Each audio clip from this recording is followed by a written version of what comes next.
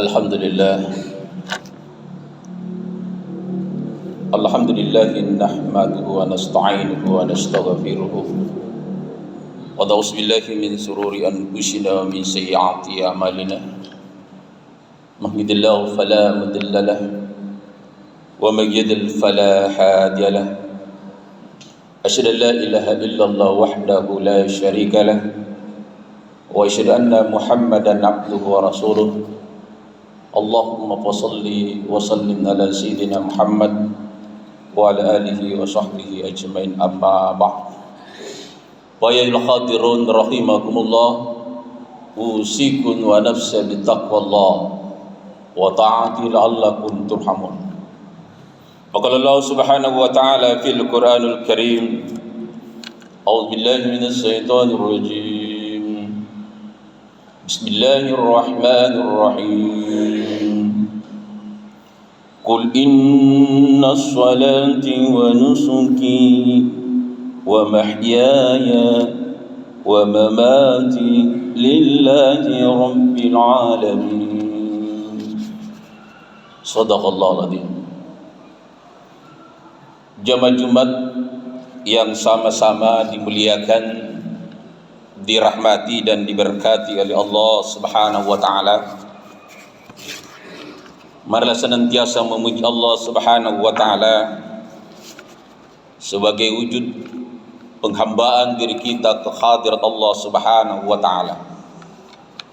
Begitu juga marilah senantiasa mengikuti sunnah-sunnah Rasulullah sallallahu alaihi wasallam sebagai wujud kecintaan kita kepada baginda Rasulullah sallallahu alaihi wasallam. Jamaah Jumat yang sama dimuliakan oleh Allah. Adapun judul khutbah yang saya akan sampaikan pada kesempatan ini adalah salat sebagai wujud kembali fitrah dalam keseharian kita. Jamaah Jumat yang sama dimuliakan oleh Allah, hakikat salat memberikan penggambaran kepada diri kita sebagai hamba Allah, sebagai tujuan hidup kita. Kita selalu melapor kepada Allah Subhanahu wa taala dalam 5 kali sehari semalam. Apa yang kita laporkan kepada Allah Subhanahu wa taala sebagai pengulangan kelahiran kita, kesucian kita, untuk senantiasa selalu menghadap kepada Allah Subhanahu wa taala. Maka sebelum kita menghadap kepada Allah Subhanahu wa taala, kita harus suci, kita harus bersih lahir dan batin kita. Itulah satu penggambaran ketika Rasulullah sallallahu alaihi wasallam mau di-Isra Mi'rajkan. Rasulullah sallallahu alaihi wasallam diadakan pembersihan terhadap diri Rasulullah. Pembedahan dada Rasulullah, dibersihkan hatinya Rasulullah secara lahiriah dan batiniah untuk menghadap kepada yang maha suci, yaitu Allah Subhanahu wa taala. Maka hakikat untuk bisa diterima ibadah salat kita kepada Allah Subhanahu wa taala, maka kita harus bersih jasmani dan rohani kita. Harus bersih pakaian yang kita pakai untuk menghadap kepada Allah Subhanahu wa taala. Maka pakaian yang kita pakai untuk menghadap kepada Allah, kita harus tahu dari mana sumbernya. Mulai dari kepala sampai ujung kaki, kita harus tahu semua yang melekat pada diri kita. Harus kita tahu sumbernya. Kalau ada yang subhat, jangan pernah kita pakai untuk menghadap kepada Allah Subhanahu wa taala, karena itulah yang menyebabkan terhalangnya ibadah kita ditolak oleh Allah Subhanahu wa taala, karena ada yang tidak suci dalam diri kita. Jemaah Jumat yang sama dimuliakan oleh Allah. Maka setelah kita bersih dari jasmani dan rohani kita, maka kita akan menuju kepada Allah Subhanahu wa taala. Kita mi'raj, menembus langit pertama sampai langit ke-7, dan kita laporkan kepada Allah Subhanahu wa taala dengan takbiratul ihram.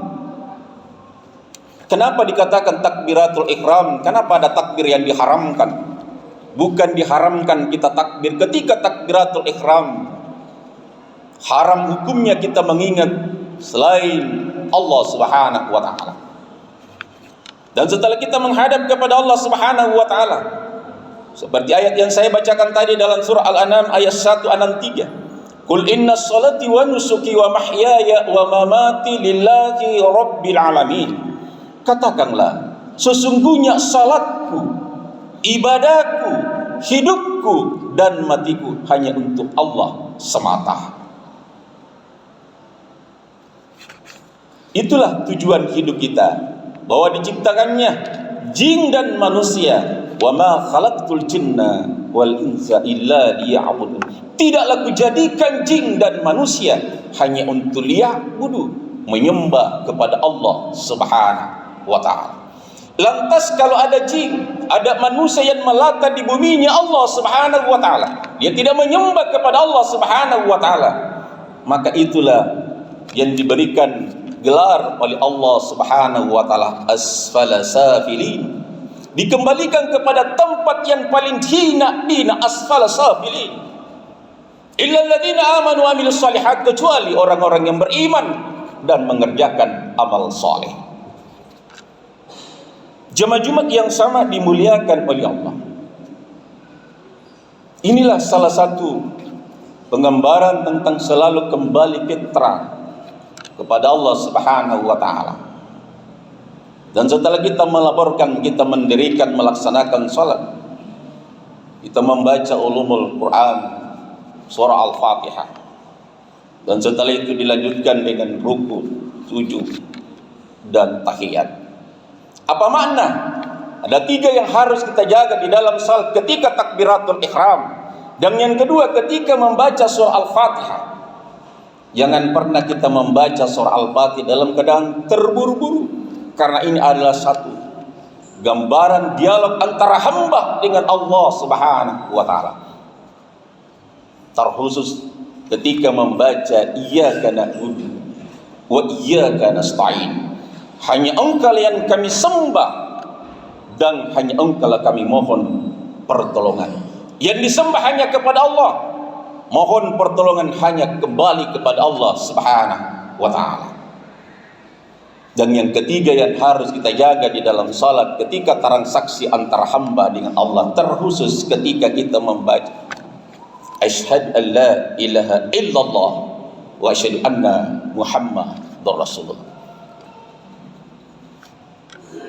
Jemaah Jumat yang sama dimuliakan oleh Allah.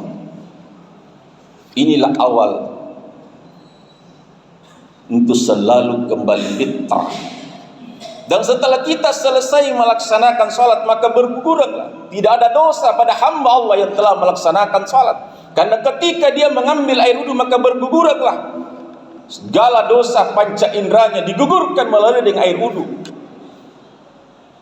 Dan setelah itu kita selesai menghadap kepada Allah, kita diberikan keselamatan yang sebagai umat Islam baik ada di samping kanan kita dan kiri kita. Kita berikan salam, assalamualaikum warahmatullahi wabarakatuh. Maka doa keselamatan bagi umat Islam sudah kita dapatkan. Dan setelah itu, apa yang kita lakukan setelah kita melaksanakan sholat? Kita disuruh bertebaran untuk mencari rezeki Allah yang halal. Dan disitulah Allah Subhanahu wa taala menjelaskan di dalam surah Al-Qasas ayat 77. Wa battaqi fi ma taqallahu dar akhirah wa la tansa nasibaka minad dunya wa ahsin kama ahsanallahu ilaika wa la tabghi fasad fil ardi innallaha la yuhibbul mufsidin. Kita disuruh mencari kenikmatan kebahagiaan akhirat. Yang pertama kita disuruh dulu mencari kenikmatan kebahagiaan akhirat. Setelah itu kita jangan melupakan mencari kenikmatan kebahagiaan dunia. Dan yang ketiga, wahsin kama ahsanallahu ilaika, dan berbuat baiklah kepada sesama manusia. Dan janganlah kamu berbuat kerusakan di atas permukaan bumi ini. Jemaah Jumat yang sama dimuliakan oleh Allah. Habibna